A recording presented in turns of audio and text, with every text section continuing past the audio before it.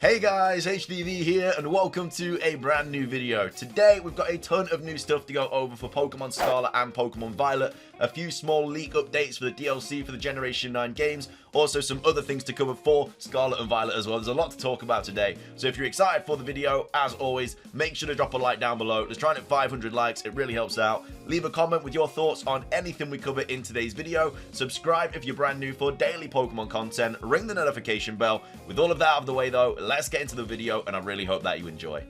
So, starting things off, let's go over the new leak updates we have for the DLC for Pokemon Scarlet and Pokemon Violet. We have Riddler-Q tweeting out again, who is of course the main source of leaks for the Generation 9 games, was correct about everything for the base game, so you know that they've pretty much got a decent source when talking about the Generation 9 leaks and stuff. So, they posted this poll saying DLC will focus on Geeta, another professor, Heath, or a new character. I selected another professor, which was the worst answer.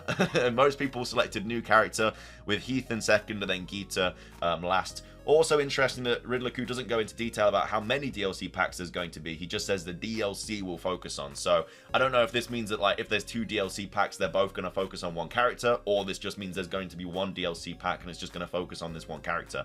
Again, a lot of us believe that Area Zero is going to have a DLC pack, and then there's going to be the top right part of the map's going to have a DLC pack.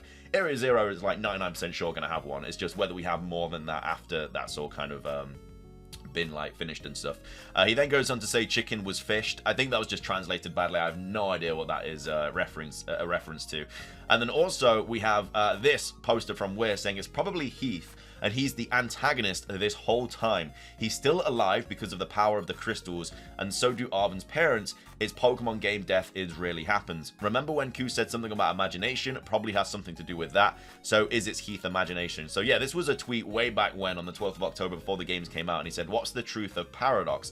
And a lot of people thought it was like maybe like the legendaries or something like that. And he says here, you know, the options are time travel, parallel world, coincidence, or imagination. So it could be Heath like being a massive antagonist and just imagining these paradox forms or something like that. I didn't even have a clue who Heath was, by the way. This is Heath. This was posted by Centro Leaks. So you can find him in the library. There's a book about him in the library. Apparently you also like go over him in like the history lessons and stuff. Now I've personally not done any of the lessons in Pokemon Scarlet and Violet yet.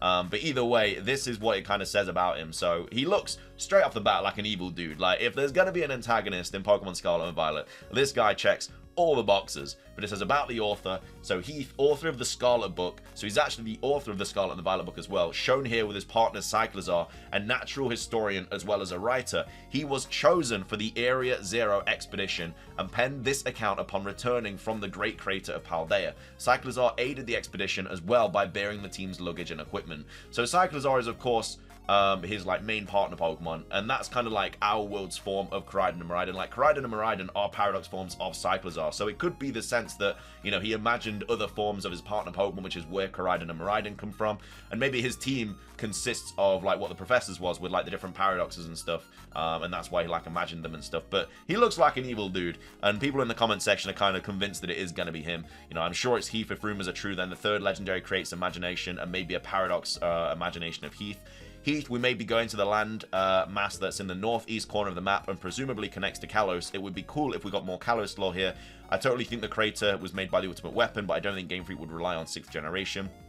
I hope it's both Geeta and Heath. It was a little sus that some of the gym leaders in their rematches talked about how they weren't super down with without Geeta, and there's Heath for lore reasons, definitely. I don't really know why they would include so much information about him in the games if he wasn't gonna like I don't know if he's like died or something from the history lessons. I'm guessing he has, because we don't meet him in the game, but potentially he could be like alive and he could be like living in a different universe or something. Remember, there is an elevator that goes further down into Area Zero, so maybe he's alive and he's further down in Area Zero, and maybe he's controlling the third legendary and that's creating the paradox forms or something like that. Who knows? But we know that the paradox forms have some, well, we know that terrestrializing has something to do with the third legendary, and potentially paradox forms have something to do with Heath, so maybe two of those together are creating these kind of situations. But either way, the DLC will focus on one of these four things. It's most likely going to be Heath, and that's what everybody else thinks as well. But what are your thoughts on it? Who do you think the DLC is going to be based on?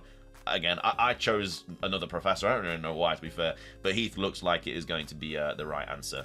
Next up, we have some new Pokemon Scarlet and Violet icons. The 4th set is now available. This was posted by Cerebi, saying the 4th set of Pokemon Scarlet and Violet icon parts are available for Nintendo Switch Online subscribers to redeem.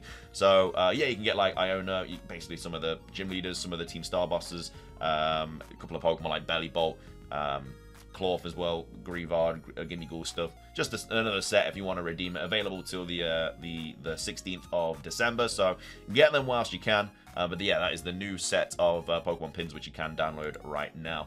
Next up, the new TCG has kind of started unraveling for Pokemon Scarlet and Violet. So there's some really cool artwork of new Pokemon. So this was the first batch. We have Turo here, Sada here, and then we have Nemona in her Violet and Scarlet kind of different outfits. These were the cards that were revealed at Worlds, that showing like the EX cards are back of Koraidon and Miraidon. The Miraidon artwork there looks absolutely insane. I really, really like that.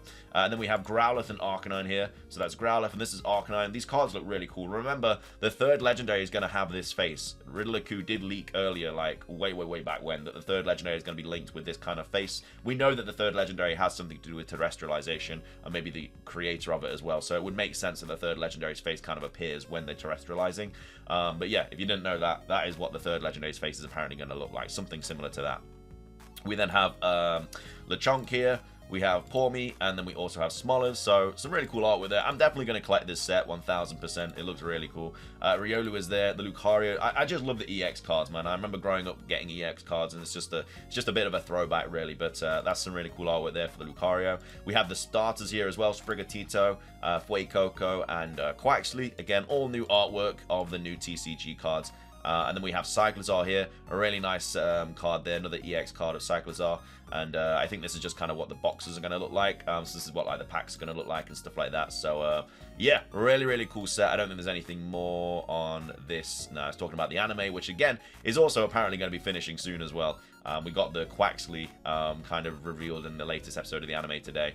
I'm not sure where it is. It's somewhere, but yeah. Also, this is starting this weekend as well. If you haven't already realized, the Tyranitar and Salamence raid thing is starting. Again, they're 4- and 5-star raids. We don't know if they drop Herba Mystica. It runs from the 9th to the 11th, and as well as that, they have all Terra types as well. So Tyranitar can have any of the Terra types. The same with Salamence. Scarlet exclusives Tyranitar, Violet exclusive Salamence. But yeah, that does start this. Well, today. It's live right now, I do believe. So yeah, if you want to go get some Tyranitars and Salamences with different Terra types, be my guest. Go do it. Hopefully it drops Herba Mystica. I'm not too sure yet at the time I'm recording this, though. Finishing things off, we have this quite interesting thing to go over as well. A little data mine thing by Anubis saying, I figured out how Arven's shiny locked Pokemon can be shiny. So yeah, when you're in like battle and stuff with the with like Cloth and stuff, as you can see, the Shelder there is actually shiny. So he says the game generates 2 Shelder, a display Shelder prior to the cutscene, and a battle Shelder when the battle starts. The display Shelder is not shiny locked. The battle Shelder is shiny locked. So for whatever reason, there's 2 different Shelders. So I don't think this means you can find like a 1 in 4,000 chance of seeing the Shelder in battle. This one is shiny locked, it's just the display one isn't, so they've obviously just put it in game.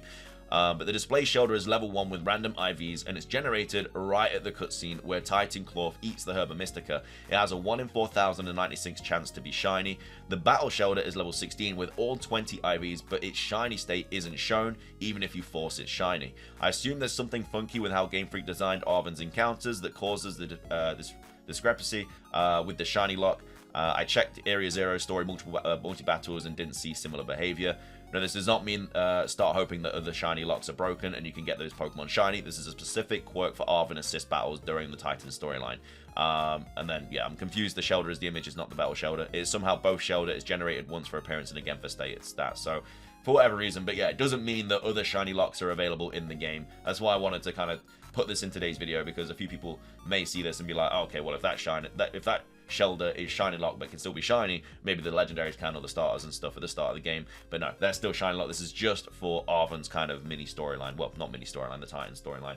Anyway, though, that is going to be everything for today's video. I hope you guys enjoyed it. If you did, please do consider hitting the like button down below. Let's try and hit 500 likes. It really helps out. Leave a comment with your thoughts on these DLC leaks. Who do you think this DLC is going to revolve around? Geeta, another professor, Heath, or a new character? It has to be. I don't know. Now I've like seen it all and stuff and seen who Heath is. I feel like it has to be Heath. He just looks super evil. Like this dude looks like he's got a bad bone in his body. I'll tell you that. But yeah, either way, maybe we battle him or something further down into Area 0. I need to do the history lesson so I can find out what happened to him. But yeah, let me know your thoughts on who you think the DLC is on, and also do you think it is going to be like about Heath and stuff. That's everything from me though. Thank you for watching. If you enjoyed, subscribe. Let's try and hit 500 likes, all that stuff. You guys know the drill by now. Have a fantastic rest of your day, though, and until next time, peace.